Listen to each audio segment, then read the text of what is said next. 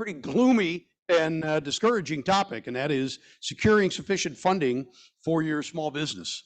But we're here to brighten your prospects and provide a bit of a sunny outlook for your successful pursuit of financial security to build your capital base for an existing or new small business by talking about the latest in legislative policy and touch on some of the legal aspects of capital access, all of which we hope is going to improve the opportunities to secure funding, or at least improve your understanding and resources in reaching capital security for your small business.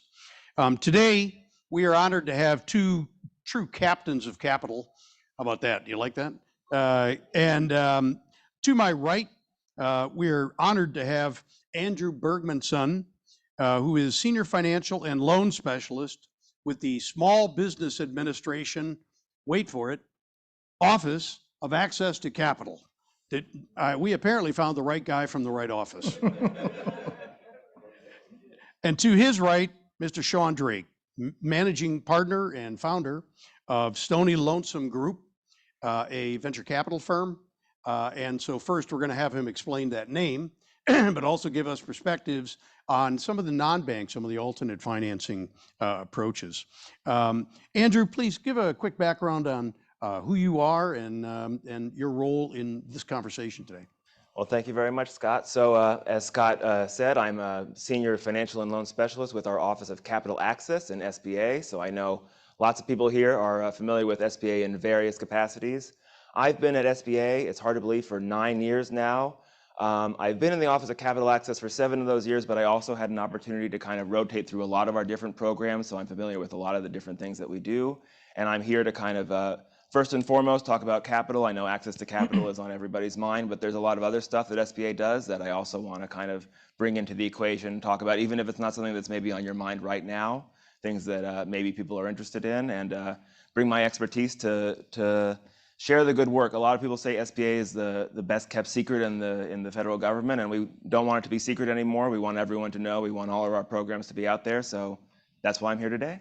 And 9 years in SBA, all in the customer-facing aspects of the organization, or what parts of the organization? Well, I did a few rotations, so I was kind of all over the place. My first year, I did. We do kind of 3 big things at SBA. We do counseling, we do contracting, and we do access to capital. So I was able to kind of work in most of those spaces. I did some part with our Office of Entrepreneurial Development, which deals with our counseling programs, which I can talk about in a little bit. But mostly what I've done is the access to capital part. So right now I'm working on a program called the 504 Loan Program. It's mostly for real estate and also machinery and equipment. But I'm also cross-trained on our 7A program, which is our flagship program, which does all sorts of stuff, term loans and revolving loans, working capital, lots of different opportunities. So I've worn a lot of different hats, but focused mostly on the access to capital portion. That's wonderful. Perfect background for this conversation. And Sean, give us a little bit of your background and what brings you to this conversation today. Yeah, well, sure, Scott. I mean, first of all, I want to start by thanking you and Scott and Zach and the rest of the NVSBC team for the opportunity to be here and share some thoughts with everybody in the audience. And, want to emphasize the V in that for veterans, and want to thank everybody that's here in the audience, both in person and virtually. I think my mom is actually tuning in virtually, so hi, Mom, if you're out there. I agreed to do this because I knew at least there'd be one person in the audience, my mom would tune in, but to see all of you here, but really to congratulate you for taking the initiative and the time it takes to come out and be part of something like this, to support that veteran entrepreneur ecosystem, which is what gets me really just super excited every day, and why I sort of, love the opportunity to be here and share some of our experiences.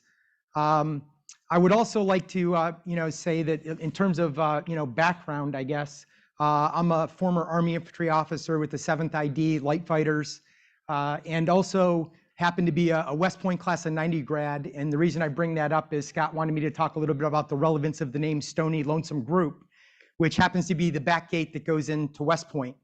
And it's relevant to thank, again, George Mason University and, another classmate, Dr. Jerry McGinn, for hosting us. And having the opportunity to be here. Shout out to Pat Walsh, another classmate that's in the audience as well. And the reason I'm glad that they're here to support us today is because I do have to call out my beast TAC officer, Phil Panzarella, who's partners with Scott. And you know, when your beast TAC officers in the audience, you know you got to be extra special, sharp, and squared away. And so that's why I went out and had Jeremy Ginn give me a dress off before I got on stage. So, sir, I hope I'm up to standard, but thank you for being here. And lastly, I do want to thank Rhett and the JPMorgan team, Josh, Jeff, some of the other people here. They have been amazing supporters of this ecosystem. Stony Lonesome Group has been a client with JPMorgan for 13 years now, going back to day one. Across our 5 funds and our 20 special purpose vehicles, I easily have 30 Chase bank accounts. But more importantly, the way they support the ecosystem, the events that they've given us access to, you know, their Veteran Venture Summit in June, if you haven't been to that before, highly recommend it. And so real quickly about Stony Lonesome Group, we are a venture capital firm. We've been in business now for 13 years. And during that period of time, our focus and mission has never changed. It's been veteran entrepreneurship and mission-focused investing. And what we define that it is make money for our investors, because we are capitalists, not philanthropists, a little bit to what George said. We're investing in veteran founders because we believe in what they can do in the mission that they're accomplishing. So we focus on companies that are in the dual-use technology space, which implies there is a commercial customer, but also a DoD government customer as well. And we're currently in our 5th fund. Fund 2 is focused on military medicine, healthcare, and veteran care. So a lot of PTSD, suicide prevention, things of that nature that we're very proud of in terms of investing in those types of companies. And then the 3rd venture fund was focused on the deep tech, the hard stuff, the critical technology that ties into some of the things that the SBA is supporting. And hopefully Andrew and I can have a little dialogue about that, you know, later today. So that's your cyber, your artificial intelligence, autonomy, quantum, blockchain, things of that nature. Outstanding, and thank you, Sean. So you can see from our speakers this morning, we have great reference points for you in this conversation, but honestly, more importantly, after this conversation, please do be sure to come up, get business cards from Sean and Andrew, because they provide the value to you in connecting to the opportunities that we're going to talk about. So for reference, I am Scott Semple. I serve as the Senior Director for NVSBC for our national events. I would not be owing to my boss, Scott Jensen, if I didn't put in a plug for our annual conference, the Vets 24 conference, which will be taking place in Orlando, May 20 to 23. What's the old phrase? Be there or be square. You know, be there or be left out. It will be an exceptional conference. Many of the folks you see here will be there. If you haven't registered yet, please do. If you have any interest in sponsorship, come see me directly after this conversation. I also am the founder and managing partner of New Think Solutions, which is my 6th firm. So I am a serial masochist, serial entrepreneur, and so I know all too well the troubles of which we speak. So first, let's frame our conversation. So why is small business important to the U.S. economy? Well, you know, we all know it pretty well, but 98% of U.S.-based firms have less than 100 employees, 98%. 50% of the U.S. workforce, 60 million people, work for a firm that has less than 100 employees. Those are pretty interesting numbers. And small businesses create 2/3 of the new jobs in this country. So stats like that go on and on and on, and they really validate every politician's favorite catchphrase, small business is the backbone of our country. Well, Andrew and Sean, you know, a group like that, right, you would think they would have a parade, not be in need of a special needs symposium to try to figure out how do we get some money to these folks. So that part is, you know, very confusing to me. You know, so let me start with Andrew. You know, if we think about those numbers, and if we think about the folks that we're talking about, veteran small businesses, right? I mean, these are rules followers, right? They dutifully fill out their SAM registration, right? right? We all fill out our SBA Vet Cert certification as Absolutely. veteran small business, right? We return our back seat and tray table to the upright and locked position before landing, right? Come on, these are rules followers, right? What is wrong with the rules that it creates the need for this kind of a symposium? What's going on in our economic system that just creates a shortage of capital? Well, I think there's a few reasons, Scott. First of all, I think a lot of people, part of what SBA does is, we're providing capital for good business ventures. So we're not just throwing money out everywhere. We're underwriting loans. We're making sure these are good ventures. But a lot of the issues that small business owners face, especially when they're just starting out, is it's a whole new language. It's a whole new vocabulary that you have to know. There's new things that you have to do. It's not that you don't necessarily have the skills. It's not that you might not have a good business idea, but how do I translate that into what the bank is looking for, into what this specific kind of loan opportunity is looking for? So it's not just, you have the ideas, you have the experience, you have the ability to be leaders, you have the ability to work in teams, but how do I translate that from a sphere that's very that's not immediately connected to finance into the financial spheres? How do I talk intelligently about what my business is going to do? How do I actually think through, okay, what is it really going to take? What are the actual steps that I'm really going to need in order to finance this business, in order to finance this business going forward, in order to make sure that if I have employees, that I'm able to keep those employees, that I don't have to, get somewhere down the line and realize that I've overhired or I'm not in the right financial shape. So how do I really think through those things? So I think a lot of it is just, taking the skills that people already have, but building the proficiency in now I'm a small business owner. Now I need to know this special vocabulary, these special skills. How do I make that? How do I bridge that gap? And also, I think, Scott, there's a lot of it's easy if you're a bank to chase after the multi-million-dollar client. That makes a lot of money for everybody. It's harder to invest in lots of small little ventures. That's more risky. It's more upfront work.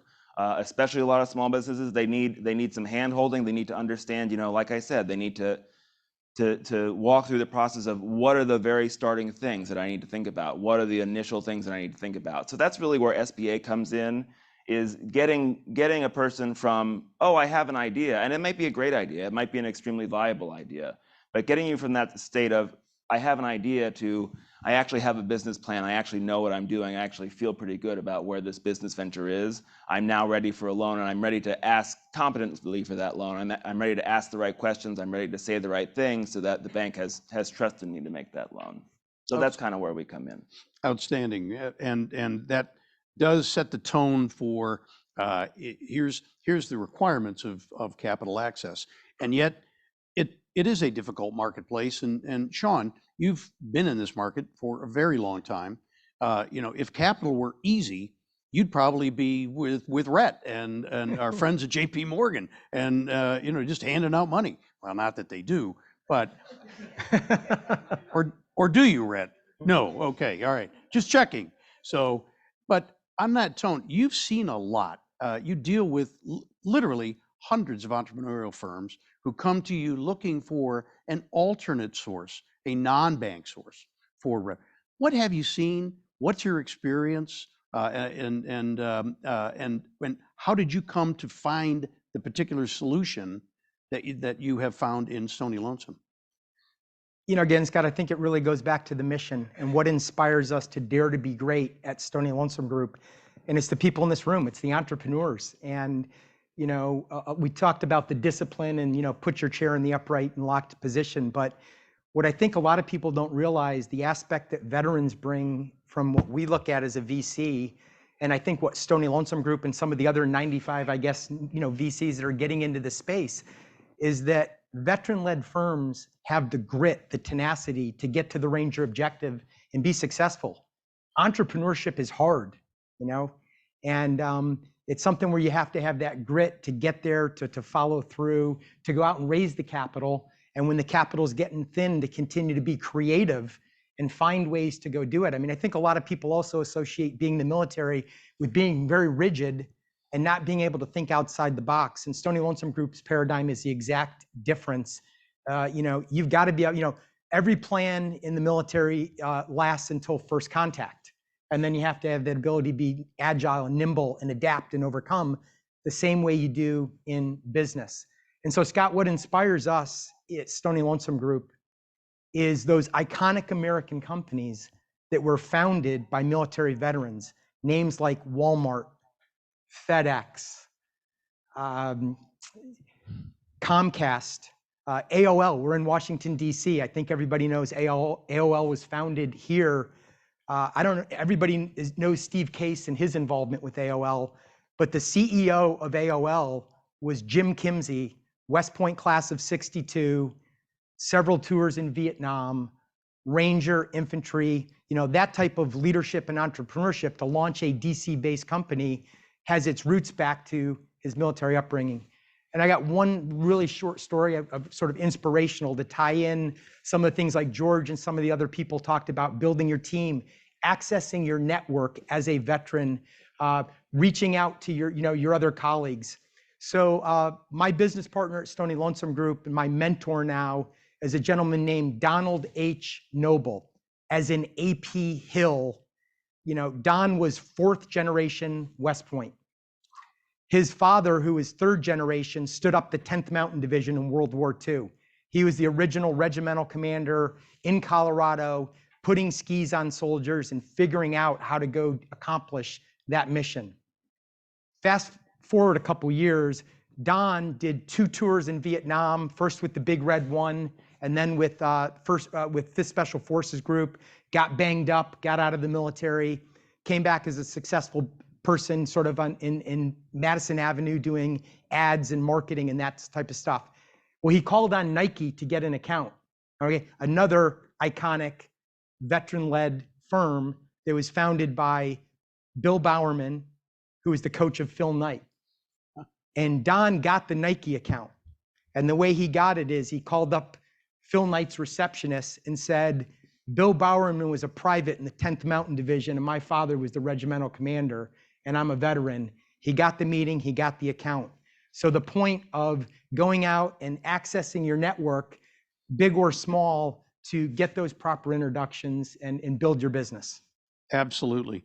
And thank you for that. That's a wonderful story, Sean. And that is very much the tone of NVSBC. NVSBC exists to create that network.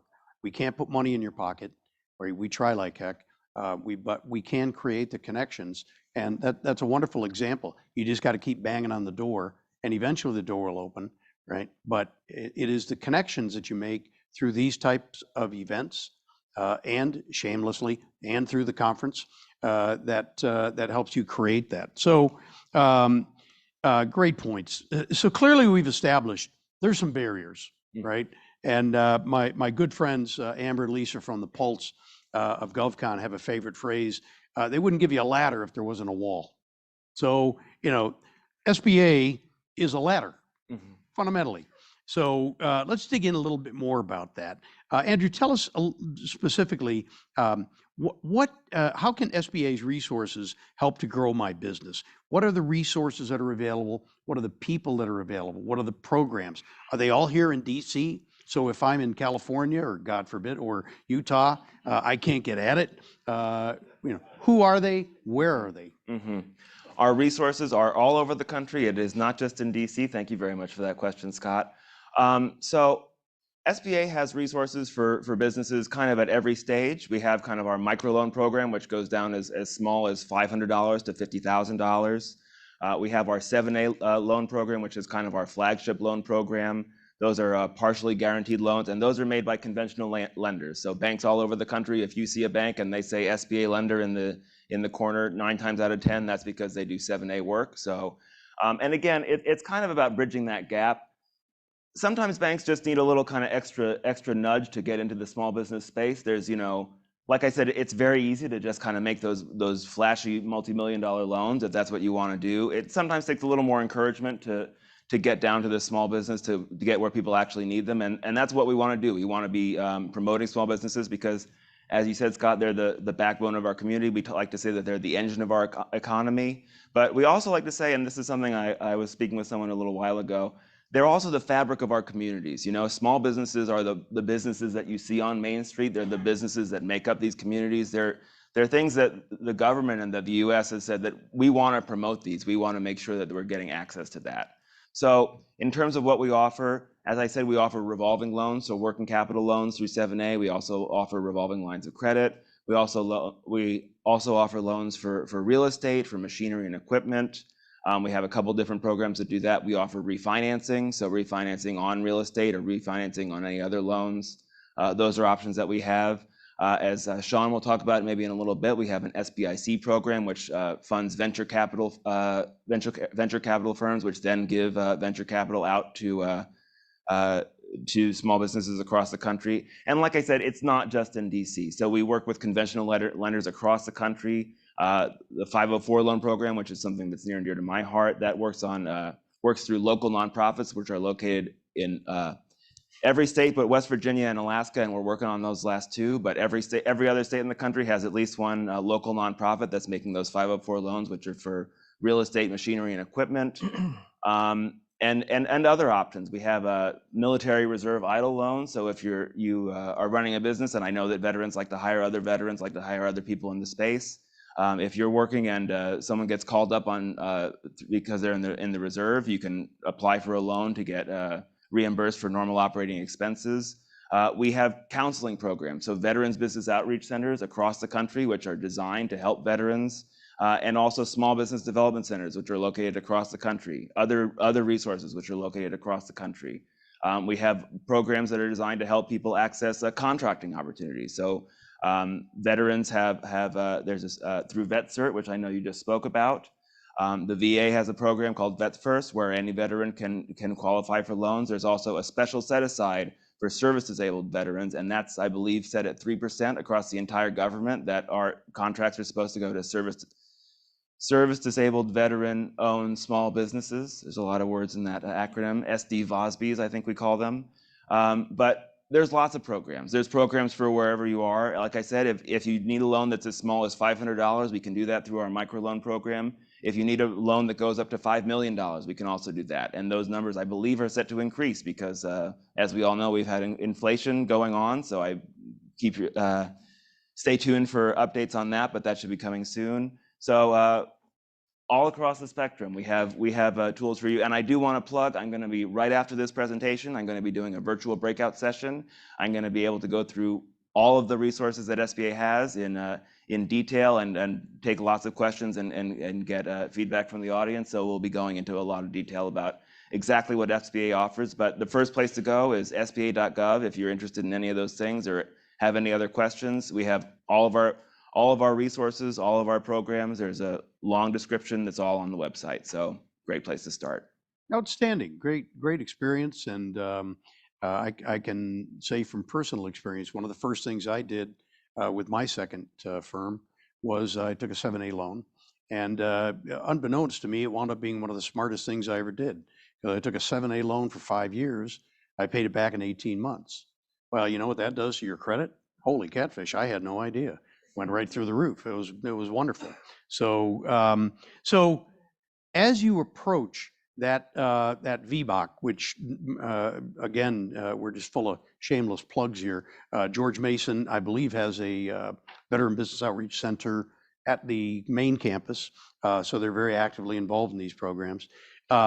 As someone approaches one of those offices, are you expected to be spit and polish? You know, I'm a Wall Street sort of company, or what can I expect as a small business owner? Do I come in, I present my information, I get rejected, and that's the last I ever see of the SBA? How does this game work? You know, Scott, I like to set expectations, and the first thing you should expect when you work with the government is paperwork. I know that veterans are already familiar with that, but I don't want anyone to think that you're not going to fill out any forms. There are forms. That's how it works. I don't want to lie to you. I also want to say that the people who are working in those VBOCs, the people who are working, if you go to a CDC, which is those local nonprofits, they're there to help you. They're there to work you through the process. So you're not abandoned. You don't have to, go through legalese on, some website or in your local library or whatever it is. You don't have to worry about every single regulation that exists. There are lots of regulations. There's people there to help you. And I also want to point out that that's one of the reasons we have this ecosystem, which is counseling and capital and contracting. these feed into each other. So if you go to your local district office of the SBA and you say, hey, I want a loan, or hey, I want this, and hey, I want that, and they say, you know what, we don't think that you're necessarily ready for that, but work with your local VBOC, work with your local small business development center. They'll get you to this place where you have a business plan, or they'll help you work through these issues that we feel aren't quite clear in what you want to do. They're there to work with you to make sure that you get to that point. So I would say, the more polished you are, the better it is. That's always great. I'm not going to say don't prepare, don't be polished, but if you have questions, ask those questions. That's what the SBA is for. It's not that you have to, have all your ducks in a row before you come in. We're there to help you, and we have resources to help you, not just with the capital part, but also with the counseling part, also with the part of, like I said, translating from I have an idea, which is maybe viable, maybe I know it's viable. How do I translate that into what the bank is looking for? How do I translate that into the type of language that the bank is willing to see? How do I translate that into a business plan that demonstrates that it's viable, not just the idea that I have in my head that I know is viable? So we're there to work with you. We have resources to work with you. There's also, like I said, online, we have many resources. There's resources, especially if you want to, we have resources especially for veterans, which I'll be talking about more in a little bit, as I said in my next session. There's also resources if you want to contract with the federal government. There's a whole website dedicated to that. So there are resources available to you. Don't think that you have to have everything. Don't think that you need to be an expert in government policy to be able to qualify for one of these loans. But do expect that we're going to try and help you through the entire process, and we're going to hopefully look in a holistic way to see what are the different resources that you need. Outstanding. And that's a very key point. Understand you're not alone. I thought George did an excellent job in his brief comments earlier that, very often you can feel broken. Very few veterans come out with an MBA in small business. Matter of fact, I don't know anybody that got their MBA in small business, right? You come out of service and you have a MOS, you have a skill. You're dumped into this world. You are challenged to put together a business. Well, there are many resources available to you. SBA is a good example, and the VBOCs also are a good example. NVSBC also is a good example. And I will point out one of my partners in crime, Marie Merzick, who's in the back. Marie runs the newly announced NVSBC counseling program, Fed Consult. And please do ask Marie about that program. We're here to help make sense of some of these programs when you're most panic-stricken, maybe before you want to waltz down to the SBA office, and we can help kind of peel a little bit of fear off of that. These are humans who understand the programs that you're about to engage in. So thank you, Andrew. Excellent points. And Sean, it is kind of funny. We got Andrew here from the Small Business Administration. I don't know if he knows, there is a Large Business Administration Office of Capital. You know what that's called? It's called Wall Street, right? Right? Hey, they got all the money they want, right? And you got Jamie Dimon. I think Jamie Dimon, Wall Street, I don't know, the high priest or something. Help us put in context, that's the banking side. Again, we hear these things, factors, we hear venture capitalists, we hear investment bankers. There's a lot of folks out there. Just Sean, just real quickly, kind of throw a wrapper around that. Who the heck are all these players in the space? Why did you choose the particular space that you chose? Why is that better for you and for veterans? Well, Scott, welcome to the dark side. We're going to talk about venture capital. I'm curious in the audience, is there anybody in the audience that's currently considering venture capital as a way to grow and scale your business right now? Well, you are the dark side. All right, we got a couple. I was going to say maybe I'm in the wrong room today, but no, the reality is I think you have to take a look at your business and understand where you're at in the ecosystem of raising capital and where do you fit in. And where that goes, we talked about 98% of businesses are 100 people or less. Not everybody's meant for venture capital, but there's a lot of other sources, and Andrew's done a great job of pointing out some of the options with the SBA. So if you look at the ecosystem, first and foremost, there's the bootstrap, your company, and then you go out to friends and family. And Stony Lonesome Group is raising our 5th fund, so I'm also out there raising capital. In my case, I have no friends and my family doesn't have any money. And so that's why I keep coming back to JPMorgan and some of the great programs they have to see if we can, get our next fund raised. And we talked about, are you a business that's a Main Street business that's cash flowing that will qualify for a loan? A lot of times for loans, they're looking for cash flowing businesses. What venture capital is looking for is kind of high growth, high multiple exits. And Josh is another VC in the part of the evil empire that's in the audience today. And there's some VCs that say every investment I make has to make 100x, and I say bullshit. All right, that's just my personal. That's a dream to hit that type of multiple. But we do need to invest in companies that can return 5 to 10 times our money. Okay, because that's the types of returns our investors are looking for to justify the risk that they take in investing with us.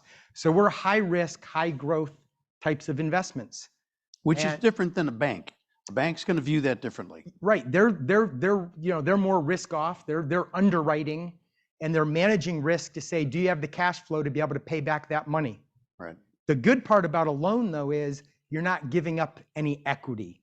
You'll still own the percentage of your company. Thus the evil empire with venture capital, we're going to take our pound of flesh. We're going to risk more capital. And we expect to get a return on that capital of 5 to 10 or 100x. But we're going to own a percentage of your business. And it's not just about the capital. You're bringing a partner in. It's like bringing somebody into your family. And you got to be comfortable with that. And my biggest advice is when you look at venture capital is don't just look at the size of the check. Look at, do you want this person to be a partner? Because we're going to be in your business. We're going to be on your board.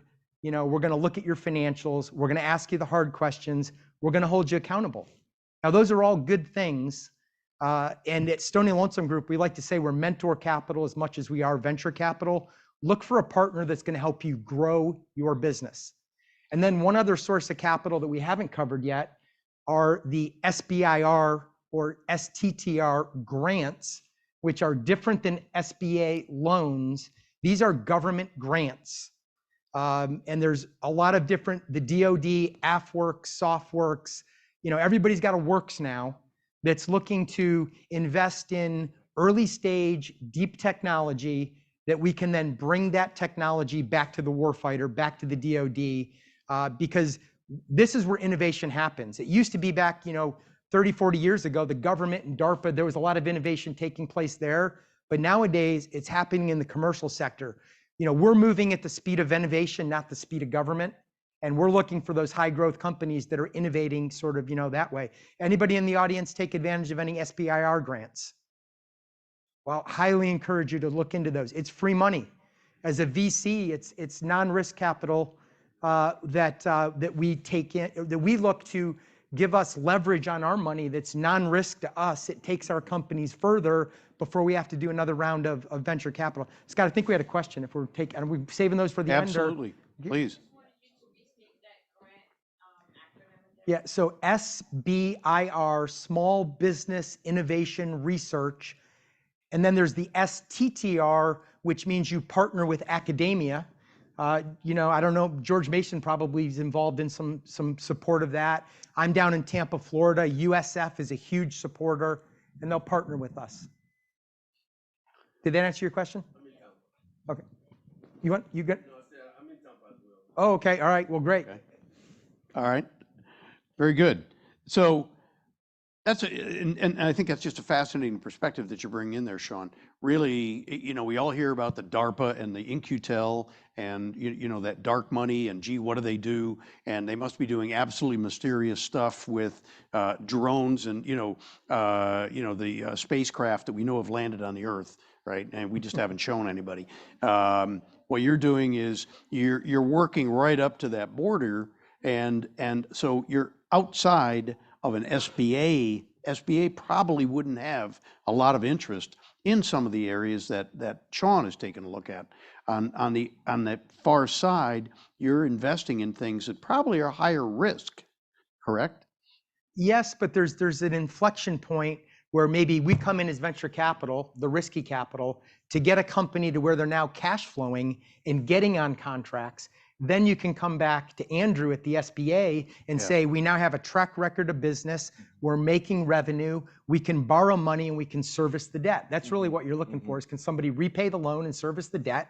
And that's what diminishes the risk. Right. And that brings me to another point that I wanted to make, Scott, in terms of that hierarchy of raising capital. You know the best source of raising capital? Revenue. Great answer. Revenue fixes everything. Sales fixes everything. It's what we look for when we're investing in a company. My first question is, do you have any customers? What's your visibility on customers? Same thing with them. But if you can go out and just build your business organically, then you're going to solve all your problems, or you're going to be in a much better position to go out and raise capital, whether it's venture or a bank loan or any of those, those types of other means of capital. So, some people, they'll start a business and the very next day they're like, I'm going to go raise venture capital. And what they really should be doing is, how am I going to go out and get customers and revenue so that I can go access other forms of capital and scale my business? From my earliest days in Big Blue, IBM, I remember the old catchphrase, nothing happens till somebody sells something. And that's sort of what you're saying. I mean, that's where it starts. We have about 8 minutes left. If you have a question, please raise your hand. Maria will come over to you with the microphone, and we'll take a few questions here. Going just slightly deeper into where you were, Sean, in terms of the evolution in these sources of funding. Where do we see that going? There's been a lot of changes just in the past, say, 5-10 years. The government has gotten much more innovative in bringing some of these sources of capital. So Andrew and Sean, thoughts on what are we going to see in the next 5 years? What are we going to see as evolving solutions to what is a vexing problem across the board for a lot of small businesses, access to capital? Thoughts on that? Well, I'll say as the government person, I'll let the private sector go first. Sure. Well, as I mentioned, Stony Lonesome Group has now been in the veteranpreneurship and the dual-use defense space for 13 years. We like to think that we're one of sort of the early pioneers and thought leaders in the space. Learn today that there's probably, close to 100 other firms out there, and that's a great thing. It means that the marketplace is responding and recognizing the value of veteran founders and the value of defense technology and how important it is. Onshoring chip manufacturing, onshoring drug development, all those things that are critical that we start to develop. And these are the entrepreneurs in the rooms that are going to build these companies and build American dynamism, which is a term that refers to just the grit, tenacity that we are America and we win no matter what. And I think we lost a little bit of that, and the pendulum has to swing back. But Scott, I think one of the biggest things that has to happen, we're getting access to that private capital that's now interested in the space. 4 or 5 years ago, some of the big companies, big corporations said, no, we don't want anything to do with the government. We're not going to touch it. The pendulum's coming back, and they are interested. They recognize the value. What we need to do, though, is we need to remove some of the friction. Right. And the friction is all the government regulations around the way we acquire things, the way that we get you on contracts. For some of you in the room that are going after, government contracts, we cannot acquire and innovate in AI, in cyber, in autonomy, the way that we built battleships and jet planes. And quite honestly, I don't think that's fully understood by our lawmakers. We're here in DC, get the word out. There should be some of those people from those offices at these meetings and learning. That's a great idea. I'll challenge you, Scott, and the rest of the group, that next time you do these events, there should be outreach. I'm not saying we're going to get a congressman sitting in here, although they should, but there should be a bunch of staffers in here learning about how to solve this problem, because they are part of the solution, but they're not in here spending the time to learn and get educated and solve the important problems like we are. And that's a great, thank you, Sean, for a great tee-in. That really is a role that NVSBC has taken upon ourselves over the past 4 years, in particular under the leadership of Colonel Jensen. How many of you are aware of the change in the SDVOSB set aside this year, right? From 3% to 5%, right? Well, I would like you all to turn around, take a look at the guy in the back corner of the room, and give him a round of applause, Colonel Jensen.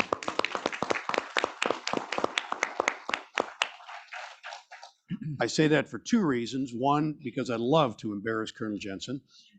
But number two, it has been, Colonel Jensen's hell-bent fury to go to Capitol Hill to successfully lobby for that change. Does it just make sense? Yes. When Scott and I first talked about that 4 years ago, we called it parity. Just make it on par with the women set aside at 5%. My point is, NVSBC is a resource to you. That's why we are here. That's why we sponsor these events. Our purpose is to expand your access through these type of events. And another good example, as Sean said, right, your best solution to your capital problem is revenue. Well, where does revenue come from? Two big sources, right? Government agencies and large primes, right? You're going to go to the large agencies. You're going to go to federal agencies for prime and subcontract work. You're going to go to the large primes, right, for partnership, teaming, joint venture, mentor, protege, all those programs. All of these programs and all of those, not all, many of those individuals will be with us in Orlando for the Vets 24 conference. That's what it's all about. We're not just there having a bunch of fun. Yeah, occasionally a few people, I guess, led by Zach, they head down to the Blue Martini, but that's okay. The real purpose in the conference is we'll have around 2,000 folks there. We'll have in excess of 20 federal agencies, not solely, but many of them are folks with actual requirements. Our purpose is to connect you with those people. We'll have many, many large primes and teaming with those companies to understand what the requirements are and plug you together. Yes, we have a question over here. Nancy. Hey, Sean, I completely agree with you that, we need to take a leaf blower through some of these regulations, the control and affiliation, even some of the sizing out issues. I mean, we need to modernize, and, regulations can create quite a thicket. And you're right, there's too much friction. I do hope that NVSBC sort of starts dealing with some of those things because they've been very effective with their advocacy. But I have a question actually for Andrew. Did you say that the SBA is thinking about increasing their loans above the 5 million, just so that everybody knows that's now a cap at SBA? And I think that was put on some time ago, and times have changed, and 5 million doesn't buy today what it used to buy 10 years ago. So you mentioned that there was some consideration about increasing the size of the loans. Where are we on that? I don't want to get ahead of us. I will say that like Barb was alluding to a little while ago, we always want people to be force us to move. Come out and reach out and say, hey, we want this. Hey, we want this to move. But it has been a while since those levels were updated, and we know that we've had a lot of inflation. I don't want to get ahead of ourselves. I know that I don't have anything to announce right now, so that's all that I'll say. I'll say that we'll take any feedback, but there's definitely movement about the fact that we've had inflation and that we want to increase those levels. So, like I said, get on us about it. Ask us for it. Say, we want those levels to increase. We need an increase for inflation.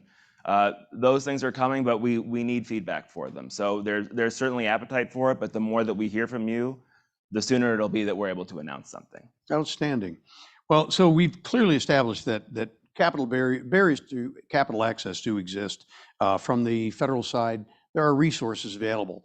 From the non-federal side, from the commercial banking side, obviously we have support of JPMorgan and our large banking partners, and alternate strategies for understanding the capital market with folks like Sean that will help you understand ways to pursue the marketplace. So we've had a pretty thorough conversation. As Andrew said, he has another presentation coming up this afternoon. I would like to thank our panelists. In particular, I want to thank Andrew for changing the name of his entire office the Office of Access to Capital. How could that be? But changing the name in time for the We call it event. capital access, Scott, but I won't split hairs. It's the same basic. It's a wonderful thing. And Sean, thank you very much for participation in this conference. And again, thank you all for engaging with us this morning.